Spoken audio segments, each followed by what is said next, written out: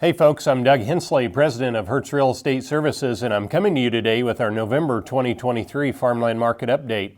Harvest has been fast and furious over the past 6 to 8 weeks, and now across much of the central and western Corn Belt, harvest is nearly complete.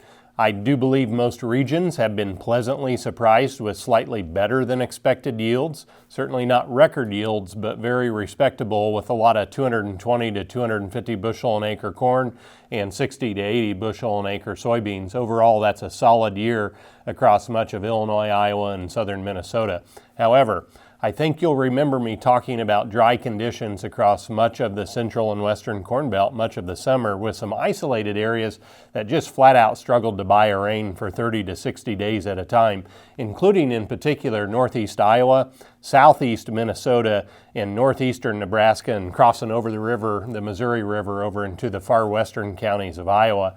These specific regions of the western Corn Belt in particular suffered when moisture was needed most at the end of the growing season, and that drought and the drought maps really reflect those hot spots. And in these areas, weaker yields were pretty common this fall, with some disappointing corn on either side of 150 bushel an acre, corn and soybean yields on either side of 40 bushel an acre. Not a total wipeout, but definitely not what those producers were hoping for when they planted the crop this spring. I suspect there will be some crop insurance claims filed on revenue policies in those areas. Regardless of those regional yield differences, we're also ending the 23 growing season with lower commodity prices overall as compared to where we came into the year as well. Our export business in particular here in 23 has been very weak, and corn prices have suffered because of it. And corn prices are currently down more than 20% since the 1st of January. Soybean prices have also softened, although not quite as much as corn, and I won't get into all the reasons for that, but just know that commodity prices are much weaker than they were this time in 2022. The other major difference here in the fall of 23 is the higher interest rate market. Long-term mortgage rates for farm real estate purchases are approaching 8%, whereas they were as much as 3% lower than that a year ago.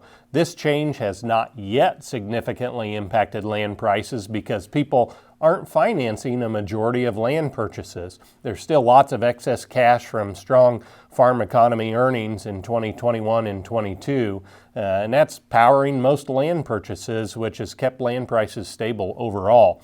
You can see how interest rate increases have changed parts of our economy, however, including the residential real estate business here in 2023, as home sales in most areas have now slowed in the new interest rate environment. And that stands to reason because most everyone who buys a home finances it. Not everybody, but most everybody. So it has simply become much more expensive to buy and own a financed home here this year compared to in recent years. That same slowdown has not yet happened in farmland, again, at least not yet, because buyers haven't been borrowing heavily to finance land purchases. But that's something to keep an eye on as it relates to the farmland market. The other things that I'm watching include overall sale volume or number of farmland sales, which seem to be normalizing this fall with mostly estate settlement sales, as well as input prices for the 2024 crop. And input prices have been comparatively lower this fall. In contrast to lower commodity prices and higher interest rates, which are kind of a wet blanket to the market, fewer sales and lower input prices are both supportive to land prices as we end 2023, so kind of offsetting factors. Across our farmland sales business here at Hertz, we've seen overall stability in land prices this fall. As is typical, the best farms have a large audience and can still fetch a big number. We had one yesterday, over 21,000 an acre in northern Marshall County, Iowa. We're finding the market is not as deep, especially for lesser quality farms. I don't describe the market as necessarily better or worse than a year ago, but it is different and can require a little more creativity and work to find competitive buyers on all farms.